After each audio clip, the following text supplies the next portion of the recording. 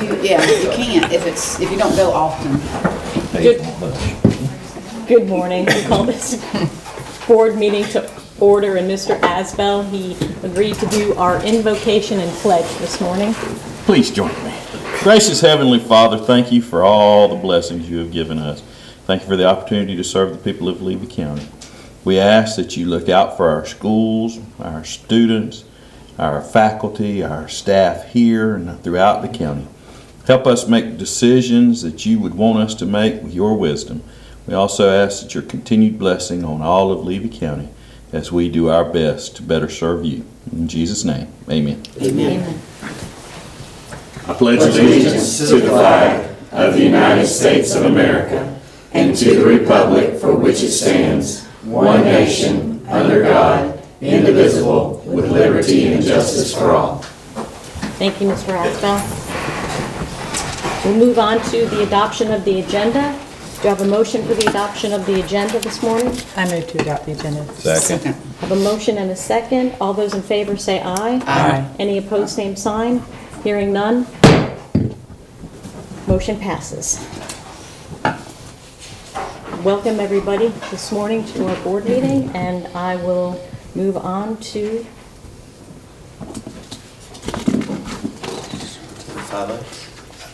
yes, Mr. Superintendent. Yes, ma'am. So, we love to spotlight the good things that are going on within each of our communities and our schools. And today we're lucky to have Ms. Bray here, who's going to share some good news on what's going on and some highlights from Bronson Middle High School. So, welcome, Ms. Bray. So, turn it over to her. Thank you for having me today. So my presentation may be a little different than maybe what you're used to. One of the things this year at Bronson High School, we really wanted to focus on our subgroups. We have a lot of students on our campus that are just not making proficiency and not making gains. So when we got all our data during the summer, we had 3 basic subgroups, which is our Black African American, our Hispanic, and our ELLs, which is our Spanish speaking students. So what we did is we kind of looked at, and if we kind of targeted our Hispanic kids, that would also encompass our ESOL. So if you flip to the next slide. So what we did is we made some school goals that we wanted to be able to increase their reading or ELA proficiency for our Black African American students from 30 to 35, and then from 35 to 40 for our Hispanic students. So in looking at this, our instructional team, we kind of brainstormed, look at different things, because we're about 3 years out of 6 years that these groups of students haven't made proficiency. So what we decided is that we wanted to try and look at these students individually, specifically develop some relationships with these students, because a lot of these students, they don't have a lot of family support, different things going on. So we wanted to devise a plan that we were going to really work on these kids. You can switch it.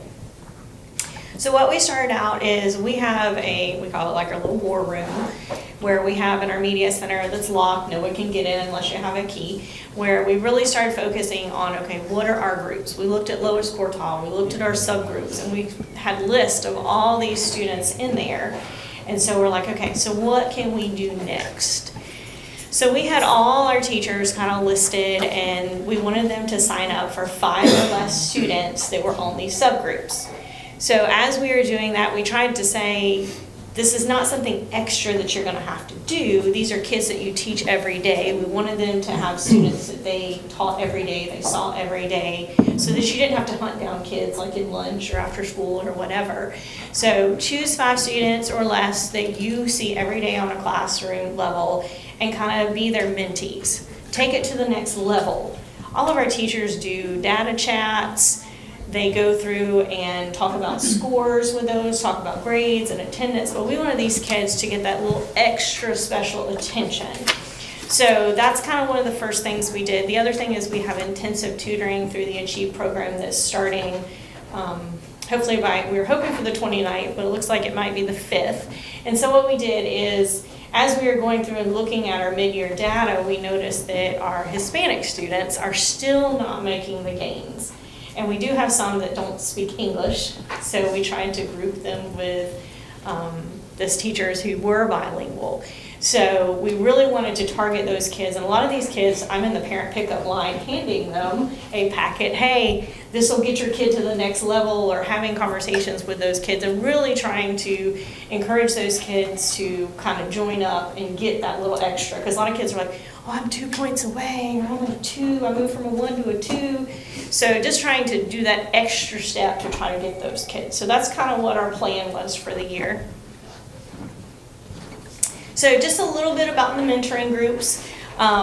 We talked about at least bi-monthly for those teachers to meet with them, maybe 2 or 3 at a time, depends on where they fell in their classroom period. We weren't asking them to go out and buy gifts for them. We've done student mentors before that were athletes, like Adopt an Athlete. So we said, we don't necessarily want you to buy things for the kids and all that. We just want you to have conversations with them that are a little more casual so that they can realize that, you're that person on campus. Because a lot of these kids, they don't necessarily have, like I said, the parent support. And so, maybe this kid needs help sign up for ACT if they're a high school kid. Maybe they haven't passed the reading or the math test, and you're that person that you offer, okay, you need help signing this up, I'll be your person. Just develop that intimate relationship. So we talked about the data chats, contacting their parents, reviewing. We have planners throughout the school as well as interactive notebooks, and kind of just using all these things that they were doing to kind of help develop those relationships. So I next went and what are our glows, what are our good things, and then where are our grows through this process. It's not perfect. It's just something that, we were like, we've got to do something different. We're still not making connections with these kids. So a couple of students reported, we kind of had our mid-year SIP review and we talked about our mentor groups. And they said that students are responding really well because they're, having different types of conversations with the teachers. It isn't always about being tardy to class, those kind of things. And the students are making gains. I'll show you the data in just a minute. So like I said, students are signing for that intensive tutoring. They're coming to mentors for their questions. One of my students recently, he didn't have a notebook. He's like, man, I'm out of a notebook, I need a new one. He said, can you help me do that? I'm like, absolutely. So get him a notebook, those kind of little things. I had one recently, like I said, with the ACT, he's like, hey, I'm gonna ask my mentor to get me help signed up for the ACT and help me get that waiver, and so those kind of things. The other thing is, part of that group is just last Friday, we awarded students, 275 students who actually made gains and met their goals for their FAST, and so we have a big ice cream party and Minute to Win It games, but 275 students out of 6 through 8 for math and 6 through 10 for ELA. That was a good chunk of our students.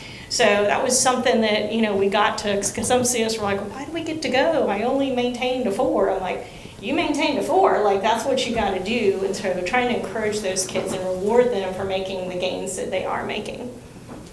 Go ahead. So in everything that you're trying, you're going to have some grows. It's not a perfect system. It doesn't mean that we're going to drop this and not do it next year. One of the biggest barriers for us is our ELL students. We have a low number, but we're not able to have a para. In years past, we've had a para, so that's been definitely helpful to us. So we don't have enough students to be able to do that. The other thing is, I talked about the inconsistency in family support. Attendance. These kids are still our highest group of students who are missing too many days. They don't understand the importance of attendance. They still failing courses due to attendance. We have a lot of kids that fail due to attendance. The other thing is test-taking strategies. We recently put something out for our instructional coaches that if they needed help with test-taking strategies or test prep books, to come to the Media Center and they can check out ACT books, SAT books, all those kind of things. The other thing is kind of lack of maturity.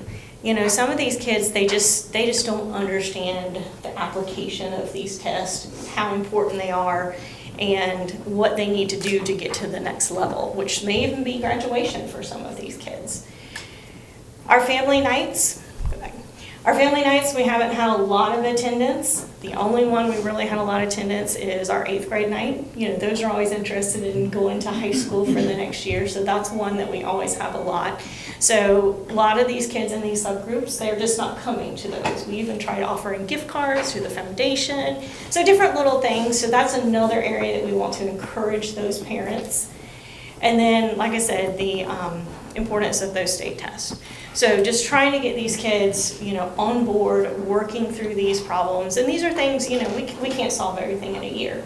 But these are things we want to continue to work on for these students to try to get their buy-in, get them to take an investment in school, an investment in their staff. So through this kind of process, I just kind of wanted to give a little piece of data to kind of look at where we're at right now. So we looked at last year, PM3 that we did at the end of the year and PM2. So right now, 67% of our Black African American students made gains from that. And that's on the new scale. We've got the new scale and the old scale, make sure the new scale. So we have 67% making those gains. Like they're showing improvements. Now our Hispanic, we only have 8%. You know, that's one that is still really hard to get those kids. So we're hoping through this intensive tutoring that we can still continue to work on them and get them where they need to be. Because like I said, a lot of them are just a few points away. So if we can't get proficiency, we can at least get those gains out of those students and get them to move just a little bit. So. Ms. Bray, I have one Yeah, quick question on absolutely. that. Yes, I know this was years ago, I asked the same question, I don't know if it changed. Mhm. But for your Hispanic students that don't speak English, Mhm. they still don't allow for a Spanish fast test, do they? No. No. That would be difficult. They can have the dictionary, which is a word-to-word dictionary, but you know that can take quite a long time to go word Right. for word for some of those. And right now, we really only kind of have 3 that really don't speak good English. Right. But they're coming along. Like you can have conversations with them now. They're assimilating. You know, they're getting those kind of things. But it's still a work in progress. Right. I appreciate your time. If anybody's got Thank any you. questions. Thank you for the initiative to put the extra effort into subgroups like that. Sure. Because that's a tough thing to do. But we realized that that was definitely an area that we needed to work on because we're just not moving on. And I love how you're pairing strategically the kids with the teachers, you know, and trying to do one-on-one. And I also love when we were in school, we had Smarty parties. Mm-hmm. And it was a big deal all the way through high school. I mean, it's still, even the high school kids, to be rewarded with something They like and it. getting to go on a Friday. And our PTO back then was so amazing and the parents would cook hamburgers and have a Coke was a big deal. Oh, yeah. But yeah, I love everything you're doing. I think it's great. Yeah, they loved having the ice cream. High schools weren't so keen on minute to win it, but middle school loved it. But they definitely loved the ice cream. And I tried to go to the higher end ice cream, you know, so that they got the cold ones and, you know, not just the cheap ones, but you know, the more expensive ones. So they realized, oh, Miss Spray really, you know, Yeah. so they definitely enjoyed all the ice cream and we had a selection, so they got to choose, and they got out of class for about 30 minutes to have the party at the end of the day. So they definitely were excited, and we made sure at the end before we dismissed them at the end of the day, we really stressed, you know, how important it was that you got to come to this party and how important it is for you to continue to grow throughout the year, that this is just one step. You know, you've got a couple more months to keep moving and get where you need to be. So hopefully that gave them a little encouragement to just keep moving. Thank you so very much. Thank you. Thank you, Ms. Bray. Move on to 6.1 and Mrs. Eastman.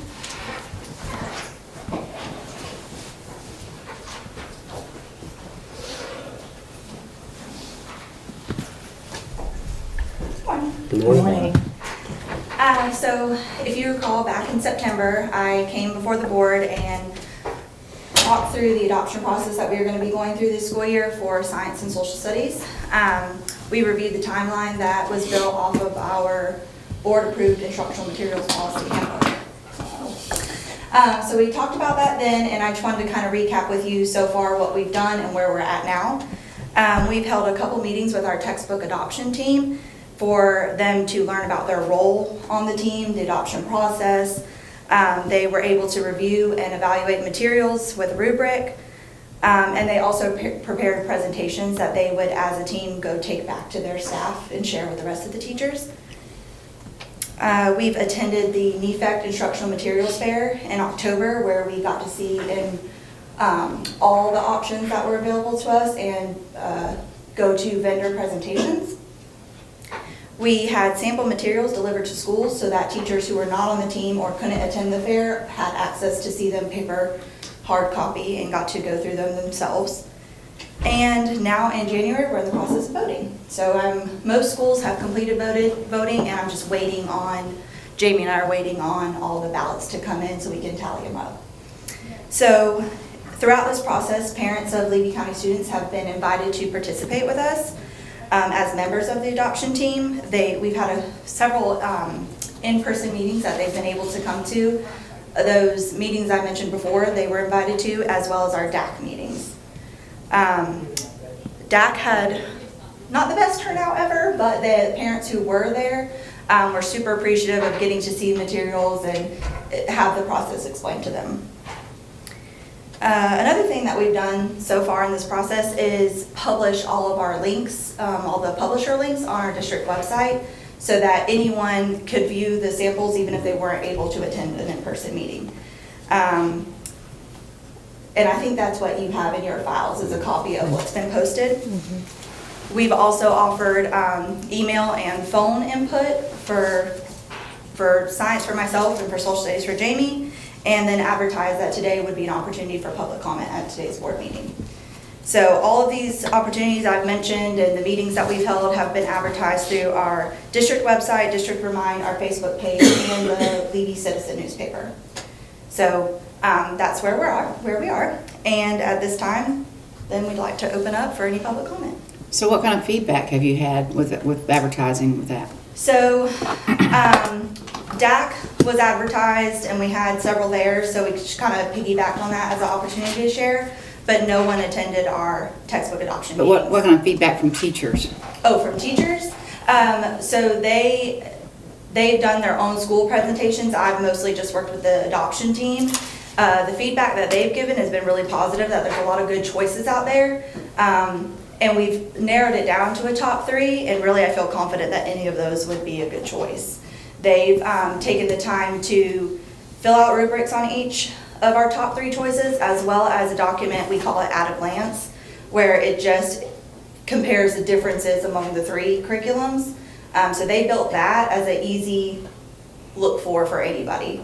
So a lot of feedback from them has been positive, that there's good choices out there. They feel like the materials provide adequate practice and spiral review for science. And I can't really speak to social studies, but Jamie can. Social studies, the publishers have a lot of content that they don't have a lot of time to teach, but there is a plethora of resources for them to be able to pick and choose from to be able to teach those standards.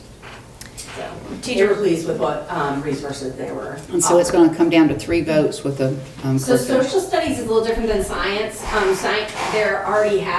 We delayed social studies adoption for a year until the state published their instructional materials that they have approved.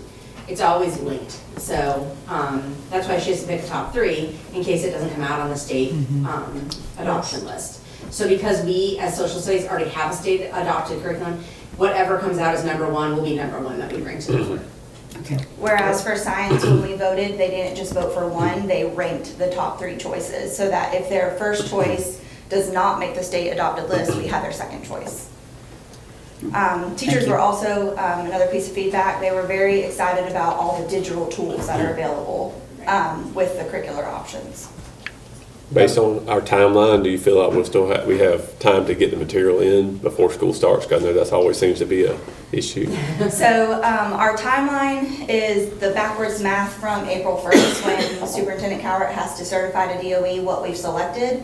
So that backs up our timeline as far as what's board approved and when we vote. But moving forward, we can't purchase anything until after July 1st. July 1st. So fingers crossed.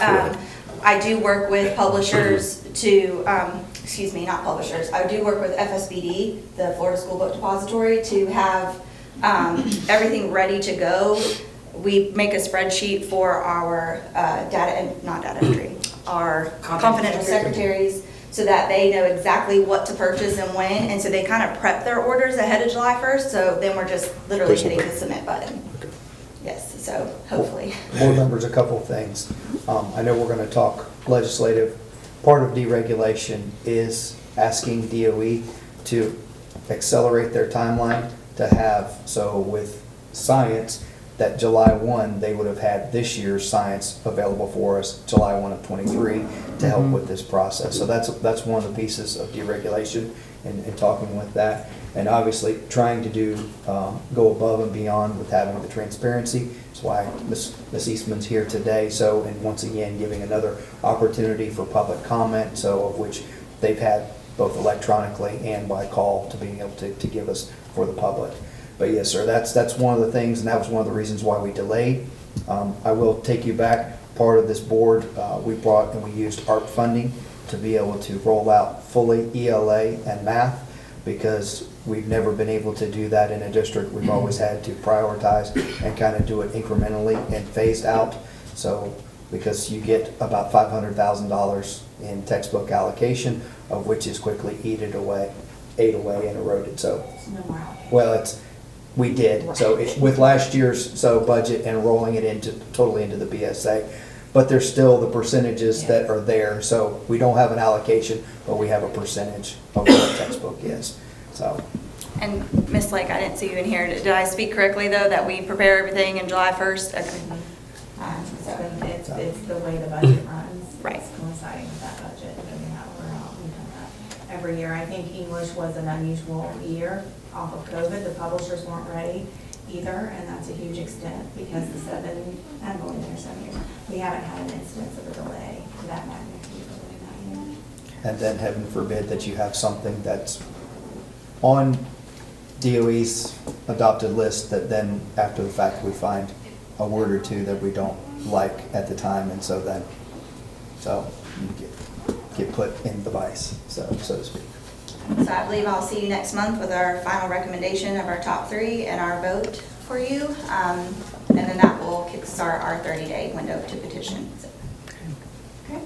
All right. Thank you very Thank much, you. Mrs. Eastman. And we'll have Mr. Bennett for the hurricane storm makeup days.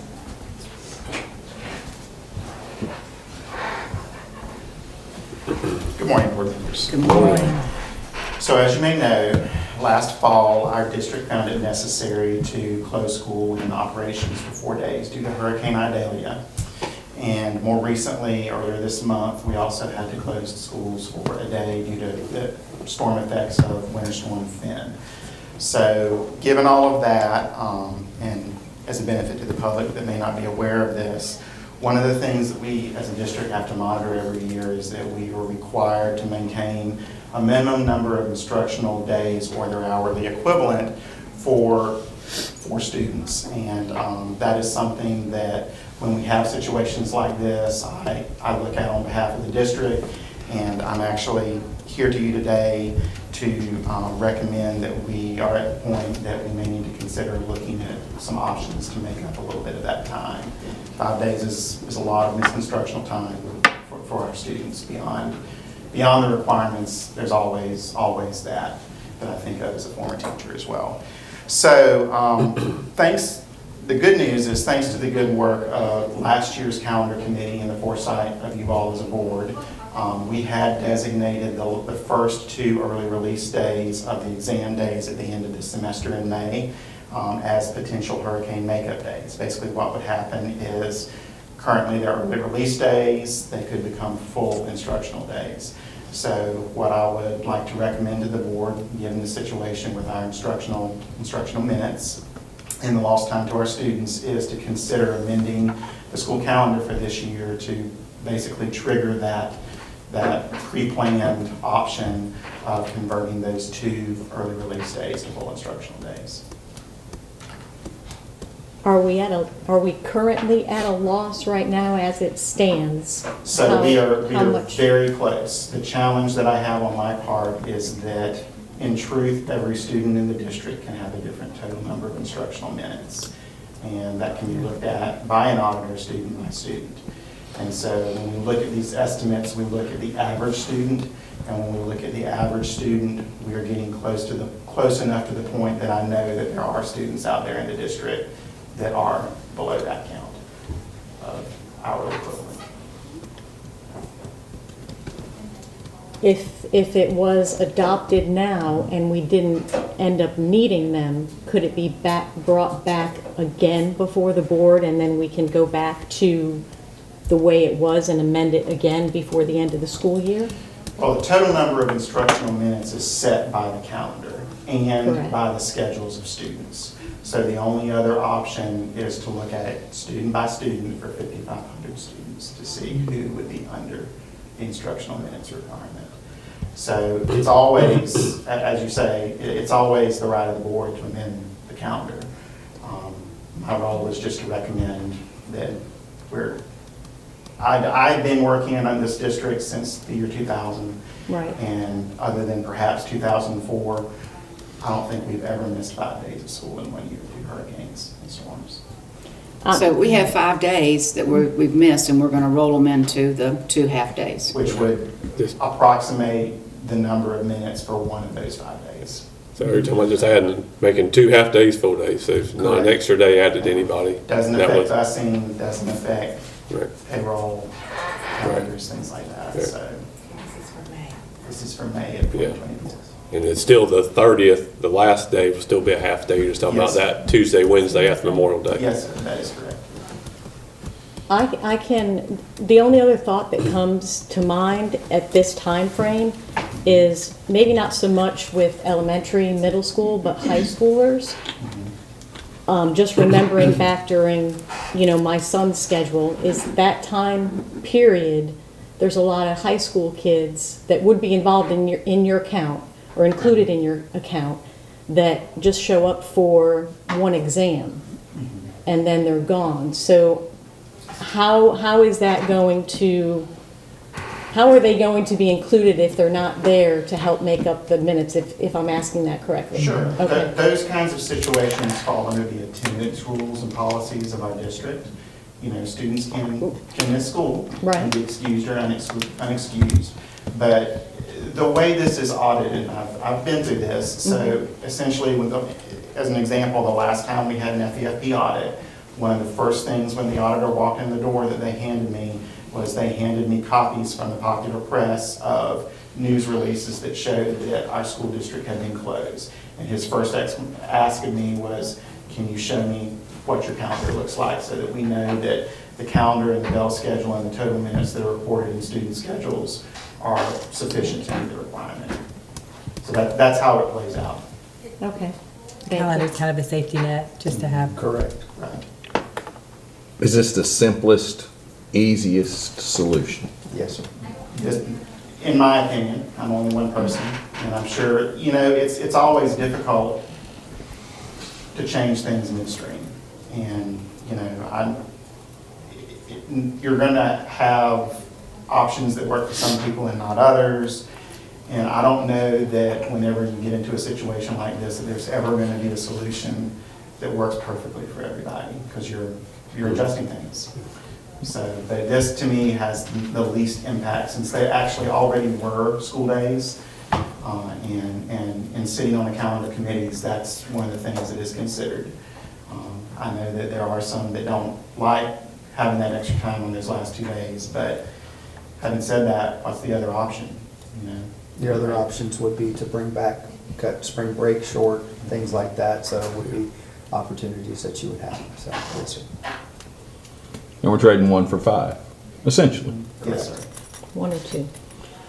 Well, 2 days. it turns 2 days, 2 half days. So, And so, any other time would require people that would not be here To be here. to be here, including students, teachers, bus drivers, everybody. So people made plans and everything else, Yes, possibly. sir.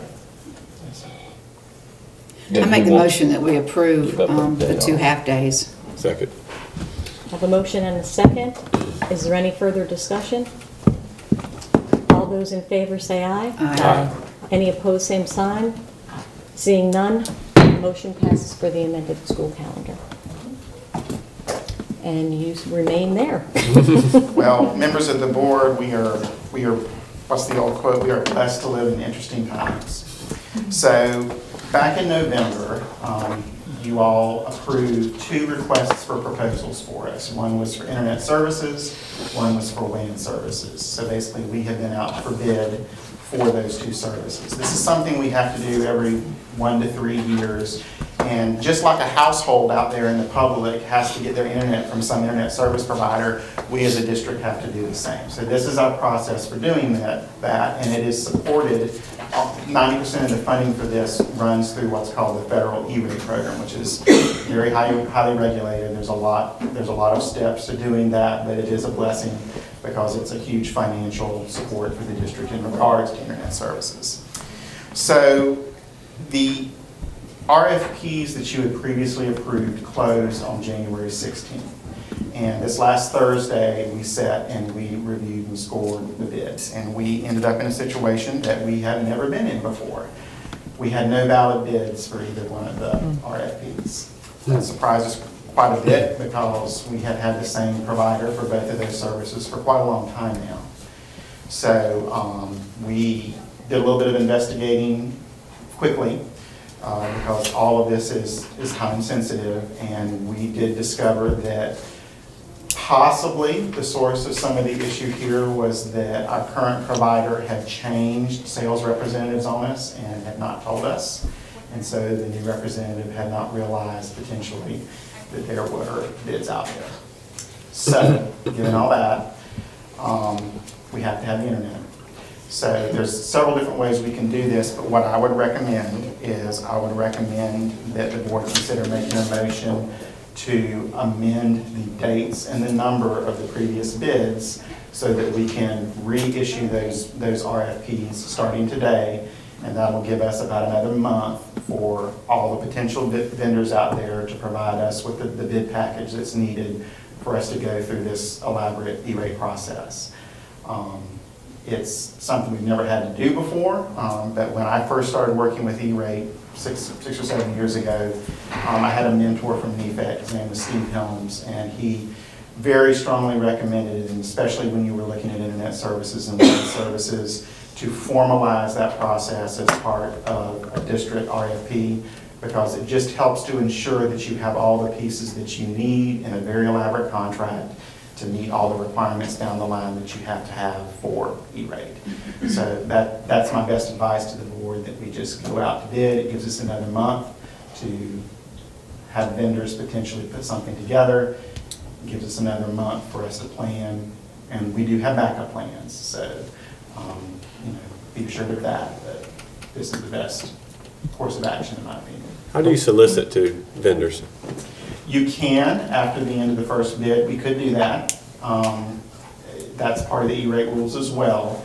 My only hesitation there is that when you start soliciting outside of a formal RFP, I would be very worried about making sure that all the elements that we need in these big contracts are there. The other advantage I see of a 470, which is a good one, is always in the past we have had multiple bids. And some of them have not been bid. They've been valid bids, but they have been bids that weren't the best bid for our district. And when you do an RFP, and 470 goes along with that, you have scoring criteria. And so we can evaluate those formally on scoring criteria, and it gives us a little bit more leverage to determine what best meets our needs as a district. If that makes sense. I'll share that this was a conversation at NEFAC at our board of directors meeting last week. There were some other districts, and we kind of escalated. We now have the contact of the state director, so for AT&T, so to make sure. So that's another piece of this, who's usually been the entity that has put in their proposal. Yes, they have had a lot of turnover in that particular company. So I think we're possibly feeling the effects of some of that. But, Are there any further questions? I make the motion that we amend the date so we can go out for a rebid. Second. Motion and a second. Any further discussion? All those in favor say aye. Aye. Any opposed, same sign. Hearing none, motion passes to go for the amended dates for the afternoon. Thank you, Mr. Bennett. And we will move on to 9.1, the legislative platform draft for 2024. Madam Chair, as you'll see, so you had what we've looked like in the past, so, and then you have a draft, so I will share this along with everybody, so you can see in talks of the roofing project, that looking across the district, so 13 buildings scattered across 4 different campus sites, and you see the dollar figure there of it being a little bit over $1 million. These projects are projects, so through the good work of Mr. Stockman in trying to figure out as we dig out of the hole of special facility, and you know that capital outlay funds are at a premium when you come out of those programs, but along also with last year's legislation that now shares that we are, and makes it a priority and that we have to share our local capital outlay dollars with our charter schools, and it's based on a per student FTE. You know, as you see the 5-year work plan when it comes through, that this board has never made a decision to re-roof Williston Middle High School because we have 25 students sitting in that, or we haven't gone out and bought a bus because we have 100 students at Bronson. So that's not the way we've made decisions and brought to you. So, but unfortunately, that is the confines of what we have to deal with now in our budgetary concerns. And so with that, that's why I'm recommending to you that the roofing project be our #1 priority, which would be a help to our fund, so, and help with Miss Lake. So you do know the process that last year we went through with the playground equipment. It was $427,000 that we did ask for. We were able to get $300,000, so with that. So it's not a given, but I think it should be something that would be very, very beneficial to this district and help 13 buildings, so, and of course spread across 4 communities, of which are where we house hurricane shelter, so, which is why this is such a great need for this district. The second thing that I would like to point out there is deregulation.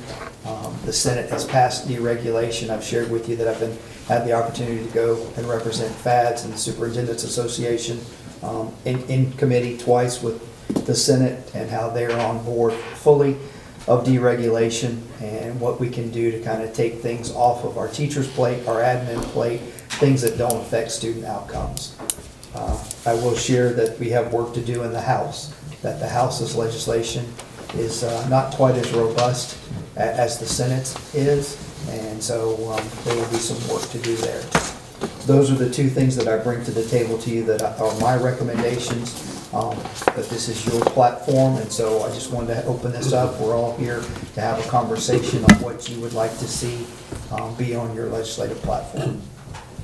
I can speak on Wes as far as the roofing. I mean, just having kids there and seeing it firsthand, I mean, it's either we do something or the roofs, I mean, it's because they're vaulted ceilings, so you can see the stains and stuff. I mean, any roofing project knows if the damage from the water just don't get worse and worse until, I mean, then it's a whole thing. So I'm sure the other schools are just as bad, but I know for sure at West, I've seen it firsthand multiple times. So it's not a want, it's a need, no doubt. We've gone there before with like a shotgun approach with a whole bunch of things. I think we're better off with this focused effort of having a couple things that,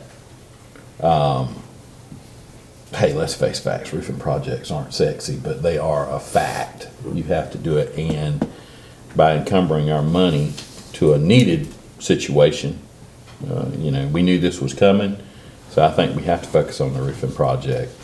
Deregulation, I think a lot of people will be talking deregulation, so that's an easy one to jump in, but this roofing project, I think we need to concentrate on it.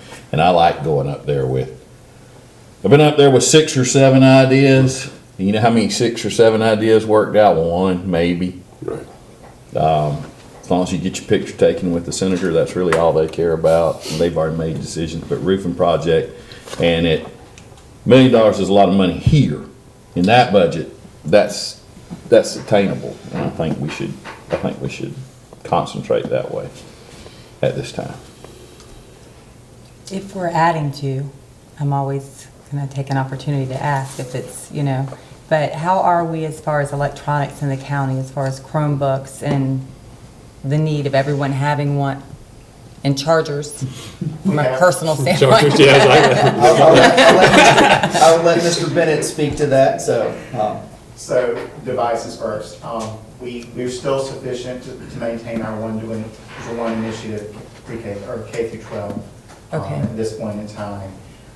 Basically, we are just at the point where we encourage schools to invest in purchasing replacement Chromebooks as they can on the budgets that are available to them. Okay, that was my question, the replacement. It's never a bad thing. The clip is still coming. It's just we seem to be able to push it out a little bit farther, the farther along we get through various ways. When it comes to chargers, chargers are something that we have turned over to schools so that they can bill students for chargers and keep an inventory of replacement charges as needed. So it's basically at the school's discretion how they handle that in terms of us basically in-house supply. I'll also piggyback off that this board has also established some CDE student positions that are on campuses, so Williston Middle High School, Chiefland Middle High School, so, and to here to help repair Chromebooks. So we're also, that was another way of trying to address where there was a need and trying to get those fixed. So we bring parts in, fixing them, and then Chromebooks are going back out to the. We had had insurance for the majority of our Chromebooks, but that insurance ended and had become very expensive, so we found that there were a lot of advantages, in my opinion, to switching to using some CDs to help fill that role. Not only are we getting cheaper repair costs, but we have students that are getting some experience. One of our current CDE students is going to be graduating this year and is fully intending to go into the field and has informed us that he's interested in even staying with the county if a position is available. So it's great to have that opportunity to give them some training too. And I would like to celebrate, we didn't get the full 427, but we did get 300. But one other thing that was a part of your platform is the ability for people to extend drop, and that was a push last year. And that was something that this board saw as one of their priorities. So I commend you guys on your hard work on that effort. What about mental health? Is that still the forefront? It's still at the forefront. I think when you roll in allocations into the BSA and you just go off that. So yes, it's still a priority of Senate President Pasadoma, who is also standing firm on deregulation, and she's been a part of the process to make sure. So we're still continuing to go through that. I think we are headed for a cliff with the use of our federal funds because we use those ARP dollars. So with some contracted services, and so I think we'll be trying to refocus on that. But yes, there's been talk of increasing that mental health budget also. So I think that's always a worthy thing here as we see a need here, especially in Levy County. Definitely. Does anyone else have anything from the board? I just want to emphasize that I really agree with Cameron on we need to prioritize and emphasize one or two. We've always gone with three, and we always have done, and pushed those, and that's been great, but they're going to really push deregulation. They're really going to push mental health. I mean, everybody is. And this re-roofing project is something that's necessary for, our county, and if we can really hit that hard and focus on that's what we need to really emphasize. And I think maybe Mr. Stockman knows a little bit about roofing, and he might know and I think that, these prices now to push when it's time to get this job done and we go out for bids, they're going to increase. And this is, we're really going to need it even more. Thank you. Things don't get cheaper. No, they don't get cheaper. My input would be to not let go of the mental health. I know everybody else is going to push it, but I think the more the more districts and the more people that push that mental health, that it's going to remain that priority. I understand the roofing project and priority and infrastructure needs to be done. You know, where are you going to teach the kids if there's no roof on a school? I get that. With that said, if this appropriations, it's already been submitted to them, correct? Yes, it's been submitted to the House and the Senate. To the House and the Senate. Yes, ma'am. The first thing, I'd like to maybe see it, have this discussion before that kind of happens. I'd just like to see that as a board. That's my personal opinion, of course, not the board's opinion. And say they give us $1 million for the appropriation. Are we, and this is, I'm sure it's a silly question, it's probably going to be yes, we are, Tammy, but we are hardened to just use those monies for that roofing project. That is correct. Correct, we are hardened to that. It's just my thought process is this is so much money that maybe some of this list could be taken in stages, and then some money could be looked at more towards an educational aspect of where our kids need to, where our students need to go, like where we need to raise our students up to. So I guess the thought That's process is either we go with this ask, or we're going to have to take general fund dollars and move general fund dollars to address these needs. So the more that, if we can push this appropriation through and we get that, that helps us keep more dollars in the classroom versus us having to take care of a need like this or an emergency that may happen. So. My mind kind of works, it's a tangible thing. You know, people can see it, and I think sometimes, you know, them visualize and might be more willing to do it, you know, versus maybe just some, you know, funding here or there. But I mean, if you, it's a specific ask, to me as a person, you know, I just feel like that's, you know, something, it's easier sell, if that makes sense. And to speak to your process, Madam Chair, you're right. I would have loved to have this before you. I've had conversations with each and every one of you individually, and you've known about this project, and I know about this. So this isn't the first time that you're hearing about this. And along with that, so we've had some meetings where board members had health issues, things like that, and we haven't been collectively here as a group.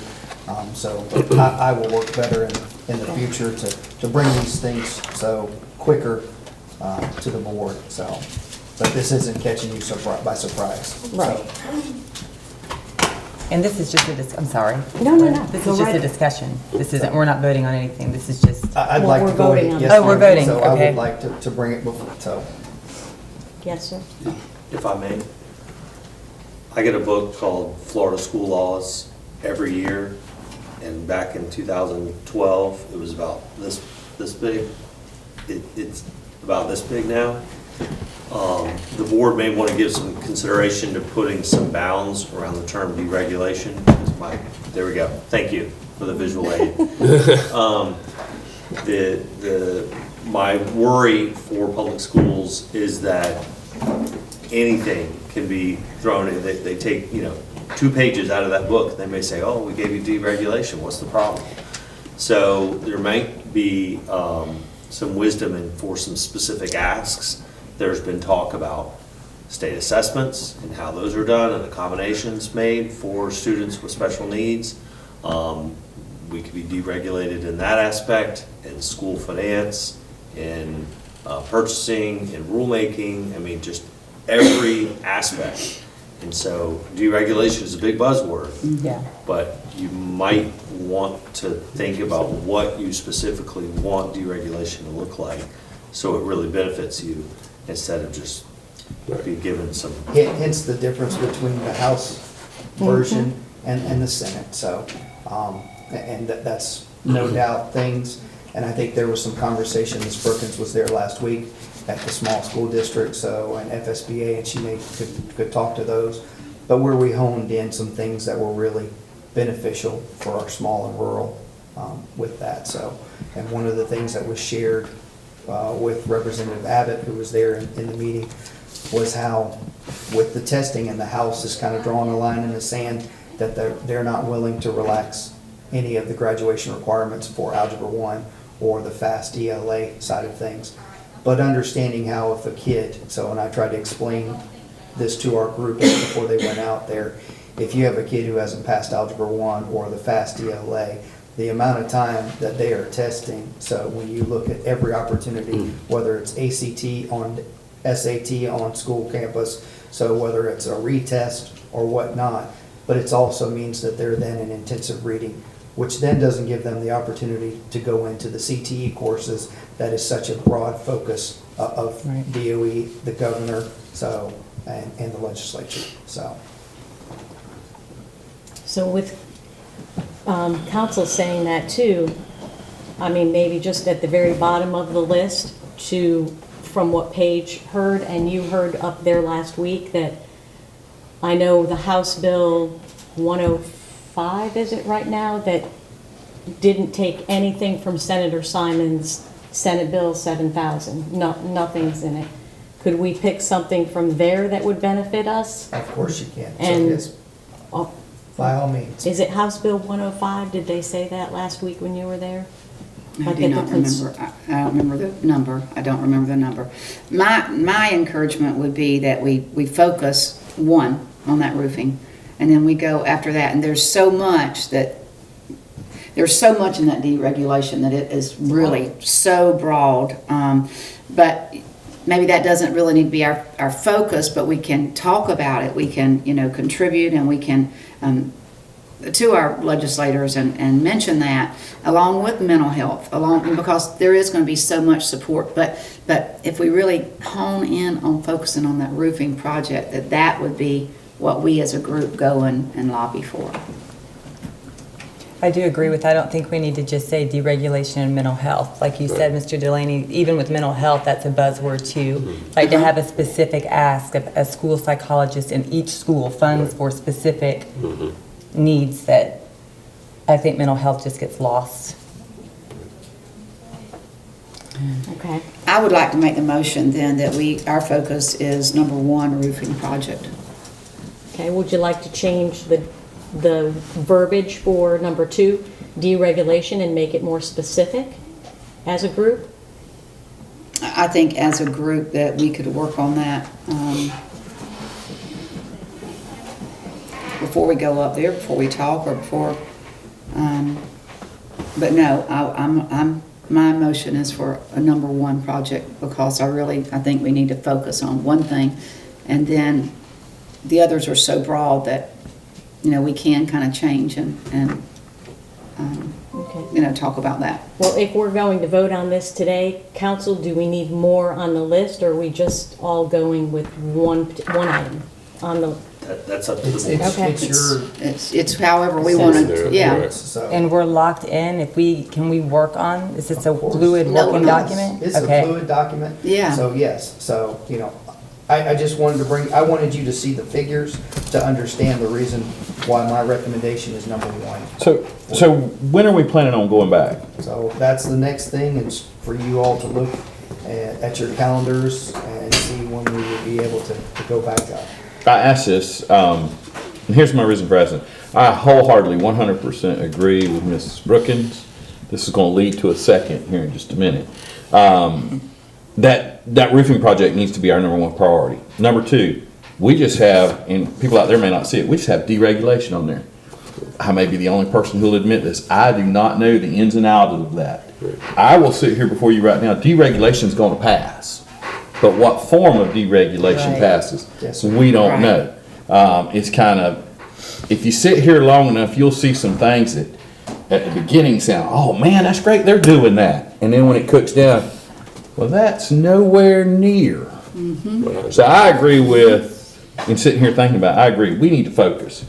If deregulation means, well, we're going to help with some of these test scores, if that's with the state testing, standardized testing, if that's our priority, we need to go in there on that, not we're for deregulation. We may not necessarily be for deregulation Some stuff as a big blanket. I've seen some blanket things come down here that you go, if you really read that, we ain't for that. That's right. It needs to be- And it always seems like whatever they do has some strings attached to it that come back and get you on the other way. So I think we need time to see what the full scope of deregulation is. What are some things, and go, yeah, this is important to us, this is not important to us.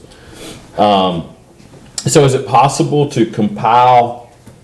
Yes, sir. I will be so bold as to say, I don't necessarily need all the nuts and bolts. I need Cliff Notes version of what these things are, what we're going to do. I will pull FAD's, on there along with Gray Robinson's And I will- analysis. So, and maybe Ms. Boyle can forward, what FSBA maybe has sent out on their side. So I haven't seen that yet, And so. I will also go so far as I may also be the only one that feels this way. I have seen the time, they're wonderful organizations. Just cause FADS likes this or FSBA likes that, that don't necessarily mean Levy County likes it. And I serve Levy County first. So I would like to see those things before we make a second decision. Now, that being said, I second Ms. Brookins' motion. Thank you. Okay, I have a motion and a second for our potential topics right now to be a number one item that lists roofing project. All those in favor? Aye. Any opposed, same sign? Any further discussion? Hearing none. Motion passes. How about that? With that, I will be in Tallahassee, tomorrow afternoon and Thursday, so working on that. Had the opportunity to speak with Representative Clemens and Senator Perry last week. And I will also work at getting some dates in the next couple weeks, for you guys. So is there any days that you would like me to definitely not blank? So if you can just email me what days to not totally are out of the question for you to be able to travel up there for a 1 day up and back. So, And what month, what time frame? What are we looking at to February, last yes, week, ma'am, or what? February. Let's look in February. So just pick out what days we cannot do in Correct. February. Correct. Send that Okay. to me, please. Okay. We will Yes, sir. move. I'm sorry. Oh, I'm sorry. And if I may, it sounded like it was the consensus of the board, that they might like to see this item on an agenda in the future, maybe next meeting, It meeting will, after it that. will be reappearing, so yes, sir, Okay. Counselor. Thank you. And we'll move on to 10.1 Playground Awards and Mr. Lamb.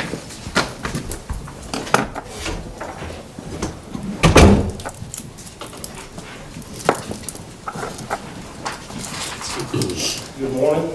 Morning. As you know, we went out to bid for, I think we had 4 playgrounds we wanted to put throughout the district. We only had one bidder come in. I don't know if you got the information about it, that's sent to, on your laptop. Yes, sir. But we got he gave us 2 different, or the company gave us 2 different prices. We asked for rubble mulch floor, and we asked for border for landscaping. And this is, the rubble mulch was one price, and then he gave us a price for engineered wood fiber to replace the mulch. Which I don't know if you knew much about that, but it's a cheaper version, and it doesn't last as long. But I did ask him to give it so that could be an option for us. The cheapest option that we came up with was option 2, and $61,000 for the rubber mulch and $55,000 plus for the fiber, wood fiber. But what we have is we feel like these are too expensive for what we can afford. So Ms. Lake is up here. She wants to kind of go over the budget. Tells us what they're different.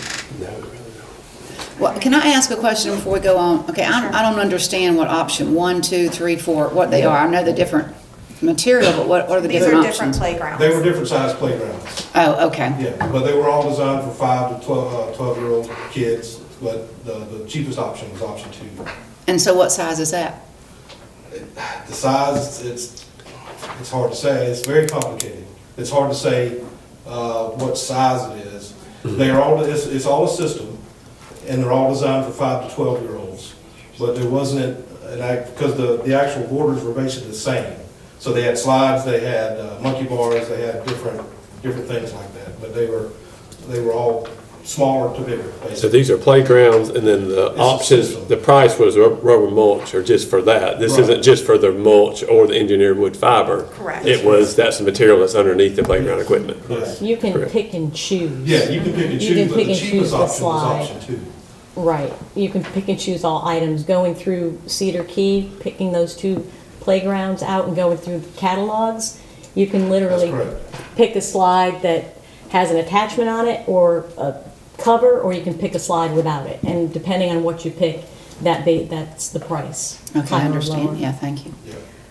So this is not just mulch? No, that's not. This is the whole thing? Right. And that's one unit, That's one unit. with the mulch and the border and the equipment. And unit you're considering is a playground for one single school? That's Correct. And so, we can get into what all these are, but this is all too expensive, Very, right? very much so. Well, possibly, but let me talk through, that's why I'm up here, to try to get some more information from the board. It's too expensive if you want us to outfit 4 schools. So I wanted to kind of talk about the budget. I think the last time we discussed it, we did not know where we had ended with Bronson Elementary. We got the contract since, and so now we know Bronson Elementary's covered playground of that $300,000. Theirs is $146,228. So we have a little over, almost $154,000 left to distribute between 4 schools, Yankeetown, Chief Linnell, Williston L, and Joyce Bullock, with the thought being Bronson L received the covered playground, and Cedar Key had, through other means, installed a playground recently. Two. That allows for a little, like $38,000 per school. So if we went with option 2, we could only do 2.5 or 3 schools. We would put about an additional $30,000 of district funds to make that 3 schools with rubber mulch, or about $15,000 additional dollars to do the EWF with 3 schools. Our understanding is if we could possibly go back out to bid, we may be able to come in a little bit lower. We've had a playground company that reached out to us after this closed. They missed the bid deadline. This was a bid that was done correctly. It's not a bad bid, it just doesn't stretch far enough for our budget. But we could certainly go with this and do three schools. But I would go back to State Board rule that governs purchasing, so that's State Board Rule 6A 1.012, and it says under Section 12, C, if less than 2 responsive proposals for commodity or contractual services are received, the district school board may negotiate on the best terms and conditions or decide to reject all proposals. The district school board shall document the reasons that negotiating terms and conditions with the sole bidder is in the best interest of the school district in lieu of resoliciting proposals. So we feel, given this language, it would be our best advice or recommendation to the board to let us go back out to bid a second time to see if we can get more than one entity to bid. I have a question, going back to when Mr. Bennett spoke about the internet bids. Going through the process of the community doing the 2 playgrounds in Cedar Key, are we allowed to reach out to that company? Because they fall, with 2 playgrounds, falls well below these figures in front of us now. Are we allowed to do that? Reach out to them personally? Individually, we can try to get the bid in front of them to let them know they can go out to bid. Is that what Yeah, you're you're saying? saying, let them Okay. know, inform Let them them of the know. bid. Correct. Yes. Okay. Yeah. That's not against any rules to inform someone of an upcoming bid. And Not that I'm aware of. if you don't mind, speaking of the Cedar Key project, we ended up having work in that project, True. that put work on us that This will not. we won't have the way we're bidding these, like you remember the meeting we had down there, and we was informed, oh, well, this isn't included, this and you have to, so So the that's process. gonna change the cost Right. too, the work we did down there for 2 or 3 days.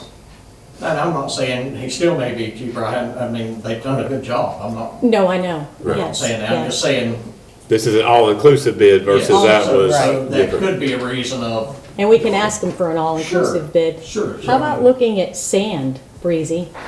ma'am, How about looking at sand instead of that high expensive mulch? And it's always an option, but it would come in, Erosion. it's not a, okay. And that the, replacement.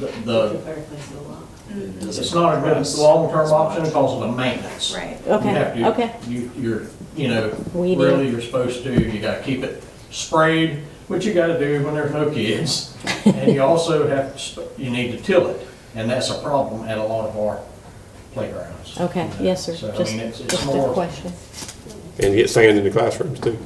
Get your shoe, and the sand gets in the classroom because it gets in the kids' shoes. exactly, yeah, you lose a lot of it. And they eat it, I guess, too. And in some of our communities, we may have some feral animals that. Oh, yeah. There are surprises in the sand. There's surprises in Listen, mulch, my too. concern is, I don't know this Game Time company, not at all. I don't know anything about them.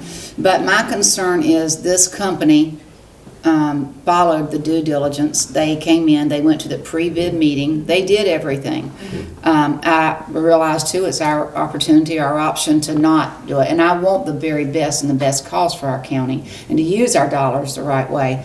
But they did follow our policies and come in and do it right. And then we're gonna, I guess, ask them to maybe rebid, or we're gonna go ask others to, come in and do it.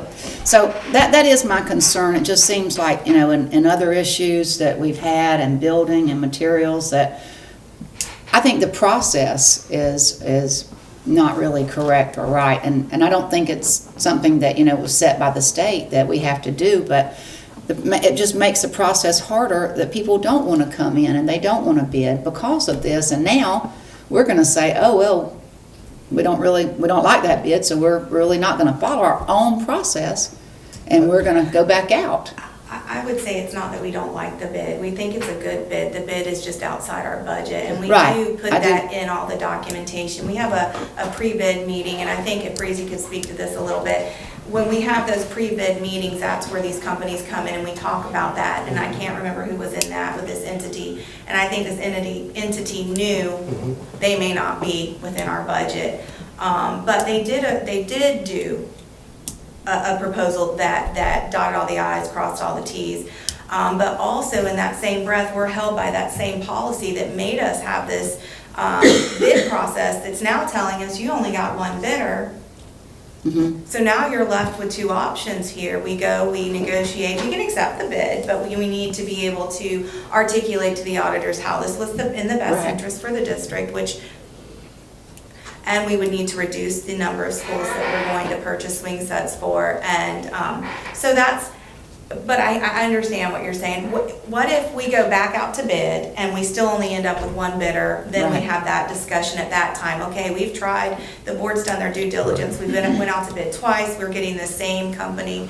And then we feel confident moving forward at that point in negotiating one-on-one with that entity. It will push us back a month. We'd come back before you at the end of February for you to weigh in on that bid at that time. Yeah, I say a lot has to do with, like I say, how much money you have. I mean, we've been single bidders on jobs but we're below budget, and then we get accepted. But there's been times if you're above budget, and then the bid's rejected and they rebid. So I think, obviously the money plays a big part of whether, we decide to go forward with accepting a single bid or re-advertise. We choose to piggyback lots of times to avoid some of this for exactly that reason that Ms. Perkins brought up, is it is a large process, not just for us, but for the vendors. In this case, we just did not find a district that we could piggyback on in a timely enough. And it's frustrating. I understand they did all the work and then they don't accept the bid. So I have two questions. I've been there, Bloomsdale. I seem to think we have rebid on things before, maybe not playground equipment, but I seem to remember a roof, we did a rebid one time because of some reason. Is that, we've done this before, is my question. We have, yes, sir. And my second question is, in a reference roof, because we've talked about roofs all meeting, I understand, well, I'm no roofer, but I understand, we say, well, this roof's gonna cost this much. I get that. But on these playgrounds, when you say, oh, it's a complicated process, I don't know nothing about a playground, and sitting here having to make a decision on where we spend this money, I know less in this moment than I thought I do. I don't know if for $30,000 that gets us one swing set and a slide and it's this. In other words, I'm sitting here having to buy, let's put it in something everybody knows about, I'm having to buy a car. Well, is this a Chevrolet? Is this a Cadillac? Is this a Yugo? What am I buying? Is there a way to, when it comes back, is there a way for us to go, oh, well, yeah, this costs more, but wow.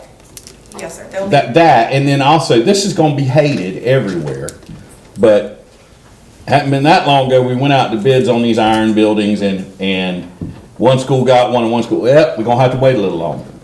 If it's a better expenditure of the money and more bang for the buck, is it possible to go, we wanna do 3, but if we do 3, it's not nearly as good as if we do 2. Does that make sense? That's not trying to shortchange anybody. I'm not gonna sit here and thump on that has to happen. That's part of the reason why we're asking you to reject the bid and allow us to go back out. Yeah, we want, what's the best use of it? And if a Cadillac costs just a little bit more than a Chevrolet, maybe we can find money to buy the Cadillac and have something 20 years is still working and looking good versus, well, 10 years from now, we're gonna have to tear this all out. Those are my thoughts, and I'll leave it at that. So with that, I move, we put this back out for bid. Okay, have a motion. Is there a second? Sorry. Oh, Would you I'm vote sorry. I believe you would vote to reject. Could we amend or just amend it to? Well, then we'll reject change and that go to back reject out? this bid. Do we need an amendment, though? We can just. There's a recommendation from the superintendent that the actual motion is not to accept the superintendent's recommendation as written. Instead, the motion is to reject and send it out for bid. There we go. Okay, Cameron and Second, do we need? Second. Ms. Ashley, second. So I have a motion and a second for the amendment to go back out to bid. All those in favor say aye. Aye. Any opposed, same sign. Seeing none. Any further discussion? How are these advertised? Yeah, that's a good question. How are these advertised? You know, how are we getting this in front of people to? Are we advertising them on our website here for the school and board? we do locally. And we also Yeah. through the newspapers, so. I know, but And we're. I'm just, I don't know what avenue, I'm gonna say that's We're not the best. also, so we've also reached out to some other districts, and so within that process, Mr. Lott had, so we've reached back out to a couple other vendors that are very interested in bidding. Okay, yeah, I just feel like, we get in front of more people, we get more competitive bids. I will tell you, just from my limited scope with doing trim, we do our trim ads locally, and it's a couple $100, and it's thousands through Gainesville. So Right. there is a cost barrier Oh, sometimes yeah. in doing it. Yeah, and I don't think broader. Gainesville Sun would probably give us that much more But too. I don't know of any Yeah. other sites that use Right. that. I wasn't sure school, I know like on construction bidding and stuff, like demand store, but I don't know what that charges. I mean, I know the county went to it. I don't, There's a couple other but I procurement don't know- sites I've seen counties use. right, and I don't know the cost of it on that end. Right, so, But that is definitely something we can look into. yeah, okay. Thank you. So I Sorry, have a no. motion, no worries. I have a motion, I have a second. All discussion's done. All those in favor say aye. Aye. Any opposed, same sign. Hearing none, motion passes. We'll move on to item 11, public comments. If there's anyone in the room that would like to speak, now is the time to get up and have some public comments. Seeing none. Item 12.1, approval of the minutes from January 9th, 2024 meetings. Is there a motion for the approval of the minutes? So moved. Second. Second? Yeah, Ashley. Motion and a second. All those in favor say aye. Aye. Any opposed, same sign. Seeing none, motion passes of the minutes. Consent agenda. I will start with Mrs. Brookins on the consent agenda. Well, I will start with, I am so happy to see that Mr. Lott extended his drop. Do we clap? Serve the board and 3 superintendents Yeah. in this role. And and the citizens of Levy County. And so I thank the board and the superintendent for the opportunity to extend. Well, great. Well, we are all happy about that. And Mr. Cowart's answered all the other questions, so that's all that I have. Thank you very much. Thank you, Mrs. Brookins. Mr. Whitehurst? I was the same. I'm glad Mr. Lott decided to postpone retirement a little bit and stick with us and continue to helping the people of Levy County and the kids there. And then every other question was answered by Mr. Coward, so I'm good. Thank you. Thank you, Mr. Whitehurst. Mrs. Clemenzi? Agree with Mr. Lott's statements. And also, I know we say this every now and then, but it is disappointing when someone signs up for a job starting in August and we lose them over the holiday, and that just leaves everybody scrambling. But Yes. that's all I have. Thank you, Mrs. Clemenzi. Mr. Asbell? I like to see that some are staying and some are going. You know, it's always, it's one of those things. Some of those people have worked here a long time and are deserving that retirement. That's true. Some folks ain't quite finished yet. You know, that's typical of a Bronson Eagle, gonna stay until the job is done. Sacrifice, that's what Bronson Eagles do, we sacrifice. And Mr. Lott is a fantastic example of that. Other than that, all my questions have been answered. I appreciate it. Thank you. Thank you, Mr. Asbell. And I will echo everybody with Mr. Lott. I think it's great that you're staying. It's wonderful. And I wish all the best to Mr. Lamb as well, that we have on here. Appreciate it. Yes, you did. Thank you for everything you've done. Other than that, all my questions were answered as well. Is there a motion to approve the consent agenda? So moved. Second. Motion and a second. All those in favor say aye. Aye. Any opposed, same sign. Seeing none, motion passes on the consent agenda. We'll move on to 14.1 for the finance. Madam Chair, Um, the minutes, 12. She did. She Yeah, we did that. Yeah, we did. We did. Okay, Oh, I fine, did got it. Yes, sir. think Thank you was on you. your Thank phone. you, though. I didn't hear it. Looks like we just saved a little bit of money on that attorney down there. Thank you for keeping me in check. I appreciate that. Yeah. It was fast. 14.1 on the finance. I move to approve the finance. Is there a second? Second. Motion and a second. Any further discussion on the finance? All those in favor say aye. Aye. Any opposed, same sign. Seeing none, motion passes on the finance. You get that, Mr. Attorney? Yes, sir. Taking notes. And I'll go to 15, Mr. Superintendent.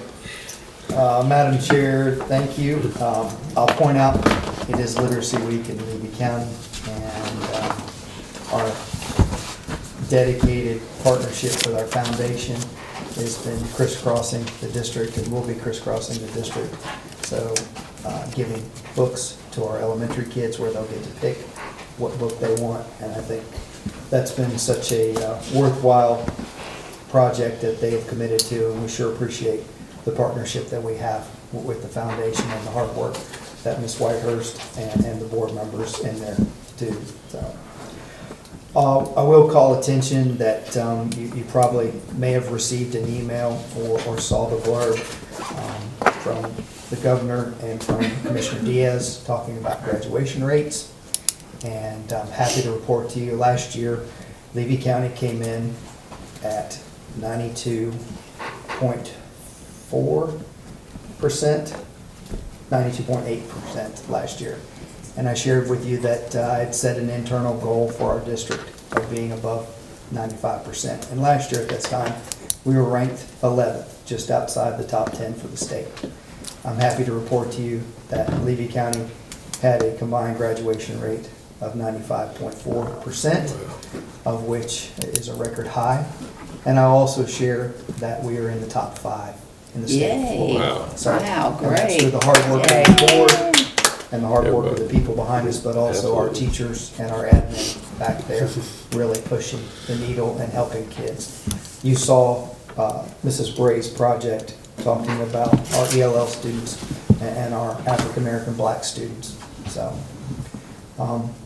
we recognize through looking at data and understanding through the Bureau of School Improvement that we can have a school that's an A school, but also has some areas that they can improve. And one of those areas is our different subgroups, and it's a really important, and we've shined a light on that, working with our principals, and you see the hard work that Bronson Middle High School is going through. So happy to report that graduation, and those go hand in hand, because we want those students to be able to get across the stage, and 95% of the students in Levy County are. So we'll continue to work on that last 5%, because our goal is 100% to get them across the stage. I'd also like to share, so you see the people in the back of this room, and we come, and we don't have a lot of participation from the public unless something is going bad. And so I had this stat that was thrown out last week at our Youth Tech Board of Directors meeting. 87% of the news that you see on education is a negative. And so we have to be the ones that are getting in front and sharing with our legislators the great things that are going on and being a positive. So, and sharing the positive role models that we have. So along with that, I'd like to share, and I want to thank, and I know it was a collaborative effort, I call them the dream team. So Dr. Hanlon, so Ms. Eastman presented today to you, so Ms. Lewis, so on data, Mr. Lott, obviously, Kim keeping us in budget, so Morgan, Breezy making sure, and Ms. Wade keeping us out of hot water, so, and Mr. Joe Wayne making sure we get there, so, and Ms. Natalie's here representing food service, so making sure our kids, so that they're not hungry. Those are all of the difference. So Ms. Young's not here today, along with Ms. Rollins and Ms. Darby and Ms. Taylor in CTE, but we truly have a great group, and I can't miss Jerry on our federal entitled, because everybody has a role in this district to play. You have a role, Ms. Hogan has a role, our counselor at the end has a role, myself, and we each committed to giving 100% will help ensure that our students are going to have a successful path. I was able to present our leadership projects at NEFEC, and our leadership projects is really being in classrooms and making sure that our kids are getting Tier 1 explicit instruction. And so between our school admin going in classrooms and then our district following up with learning walks and being in there, we're definitely, and it's a teaching moment. It's not an I gotcha moment. It's a way to reach out and help our teachers become better. Because we know as we lose institutional knowledge, as people exit with 30 plus years of Levy County, and we're replacing them with people that either education is a second career, or even if they went through, there's a learning curve, and no matter the job. And I'm really happy the people that we have here at the back of the room that are pushing down into our classes and helping support. And I know I'm a little bit on my soapbox here to speak to you, but there's nothing more than consistency in the classroom of teachers being there day in and day out, and what is going to move the needle. 5 kids at a time, 3 kids at a time. We've got something coming, and I know that I haven't shared with it yet, and I know Ms. Lewis and Dr. Hanlon are on go, ready to present. We're just waiting for it to get approved by DOE. But there's some really exciting things that are going on our campuses with our school admin and flowing down to our teachers that is truly going to move the needle. And we are headed towards becoming an A district. And you guys are a part of that, and I'm thankful for our partnership and them. So with that, I am headed back to Tallahassee tomorrow, and to try and continue to work the process. So on all things, whether it's deregulation, whether it's roofing, whatever it is, roofing is my first priority, because I know how beneficial that can be to not have to take those classroom dollars to move somewhere else. So we want to keep as many as our classroom general fund dollars flowing back there and not having to do other things. So with that, so I thank you and congratulations to you all on your part in playing in a 95.4% graduation rate in Levy County. Thank you very much, Mr. Superintendent. Mrs. Brookins? Along with that graduation rate and those good scores, Chiefland Middle High School, they're having a FSA. I don't know what that stands for. But they're having that tonight for seniors and the grad coaches and personnel and assist the families and everything with that. So that's, you know, to account for the good graduation rates and everything, and a real big push for that. And then something that I'm really excited about with Chiefland Middle High School is Christina Story. She is an excellent teacher, and she is ESE there, and she was awarded an award for excellence in teaching for exhibiting kindness, innovation, positive attitude, high energy, and a real passion for teaching. And I think she went to Orlando for this special award, and really, really proud of her. And she does a good job, just really sweet around campus and great with those kids. And she really cares for her students, and just very, very deserving. And I'm really proud of her for that. And that's all that I have right now, but just doing great things and continuing on. Thank you, Mrs. Brookins. Mr. Whitehurst? Thank you. I got to, like I said, it's Literacy Week, as the superintendent said, and yesterday I participated. They was in Whispering Winds in the morning, but then it went to Wilson Elementary School, so I was there to kind of help hand out some books, and I certainly toted a lot around and put labels on a lot of books as part of it. I think passing over 4,000 is what Ms. Rollins said, so.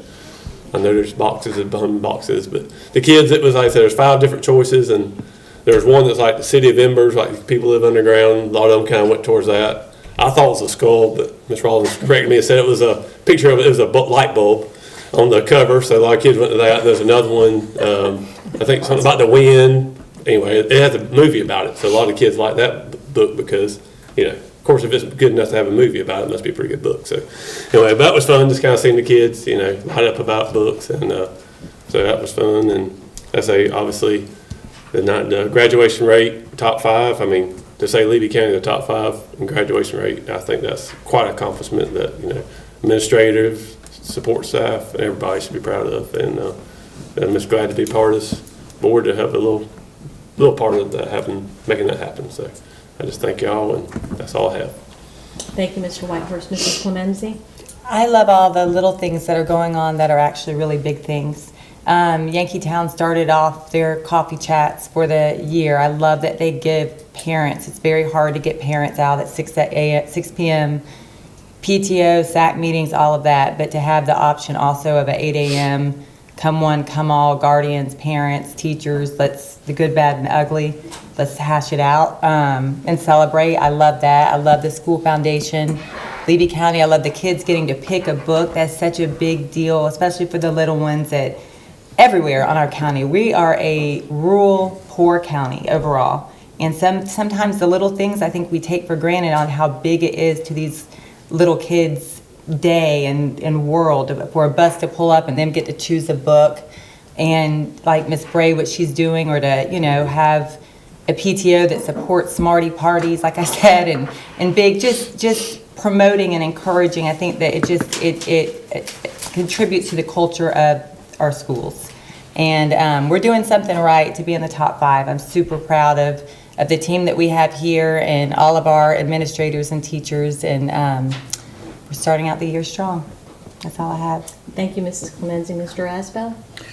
Thank you. Well, we'll start off with Literacy Week. And Literacy Week probably has nothing to do with what I'm going to tell you, but you remember being a kid and had the Scholastic Book Fair with you? Yeah. You were the man if you had $10 and, you know, and get that book, maybe that poster, or that weird pencil that wasn't that great a pencil, but you had to have it. Remember that? Those were, I mean, really, it's the simple things in life that are just a blast. And I can remember as a parent, when my children had that, going, I don't need this stuff. And looking back at it, they do. They still have those books. And, you know, I'm one of those. I would like to say a great job for Mrs. Bray. I didn't have a lot of questions to ask about that because we'd already talked about it. But she has done something really, really good there. And that has not been a smooth process. She made it sound a lot smoother than it has been. That has been a struggle that she took on right there. I want to say thank you to the construction maintenance crew who's been doing some work over here at Bronson at our fields, and they've got that thing probably a little bit more compliant the way you're supposed to have it, and they're excited about that. And I was supposed to tell them thank you from those coaches and those staff over there that they really appreciate what y'all have done. We talk about the little things that are really cool. Bronson Elementary School having their donut day. That's cool right there. I mean, for multiple reasons. Number one, nothing better than a donut in this world. But then to get to enjoy it with a kid, that's, you know, if you've never enjoyed a donut with kids, you're missing out on it. As we come into February, I have an idea I'd like to propose. February is typically a vocational education month, and it does have National FFA Week in there. I would like to see if we could formulate a proclamation to go in joint with the county commission, recognizing that, because we are an agricultural community. We emphasize vocational education. It's a big thing to me personally. I'm all for everybody going to college that can, but not everybody's cut out for college. A lot of people have vocational careers, and those careers are outstanding, and I would like to see us formulate some sort of, at the beginning of the month, formulate some sort of proclamation, and also take that to the county commission for them to accept it also. We did that one time with teacher appreciation. I'd like to do that again here with vocational education month. Next, and we may have already talked about this, how are things going with the purchase of the property in Williston? Is there an update on that? Mr. Lott, would you? I've been in further discussions with them, and apparently they have an additional bidder that they're in discussions with that was higher than our bid. The owner said that they had put in $100,000 on top of the purchase price, which was already higher than our bid, in regard to removal of materials. I went by there last week just to check that out. There's a lot of material still there. I guess we're still in the running. He didn't flat out tell us no, but sounded like he was fishing for a lot more money than what we had discussed. Okay. So. Okay. Thank you, sir. That kind of leads to my second part of that. I didn't know that, but thank you for lobbing that one up here at me. At the time we were talking about that, I mentioned I'd like to look into a way of coming up with a policy, a procedure, whatever you want to call it, to allow our superintendent or maybe his designee to negotiate. Give them some freedom, give them a dollar figure, somehow that they can do that, because everything here's public. And just like that night when we said, okay, yeah, we go 80,000. I don't remember the dollar figure. We go 80. Yeah. They know where we're at. Nowhere in the world would you go and try and buy something like that where we have to discuss price with the whole world knowing what the price is. You know, okay, we've capped him out. And then as a speculator, you know, I'm not the guy doing it, but if I was wanting that piece of property, I'd watch these minutes and go, well, they've only authorized X dollars. Here, I'll give y'all $5,000 more. Somebody might take it, somebody might not. So I would like to revisit coming up with something like that, Mr. Superintendent. I will search out what I can find and bring back. That is all I have, sir. Wasn't that enough? Did you get all that, Mr. Attorney? I just want to be sure you're with us, okay? Taking notes. Okay. Thank you, Mr. Asbell. I'd like to say that it's wonderful news where our graduation rate is, and while you were everybody was talking about it, I was thinking, way back when, as a volunteer, I saw a snippet of teachers, and what's even more incredible is, as a board member, it's not just a little snippet that I witness. As a board member, I witnessed so many more teachers and staff and people behind the scenes that go the extra mile here in our district. And just like Mrs. Bray's presentation today. And you see, the academic goals. I think that all the principals are setting at each one of the schools in the district. And then the principals stepping out and being part of the incentive. The kids see it.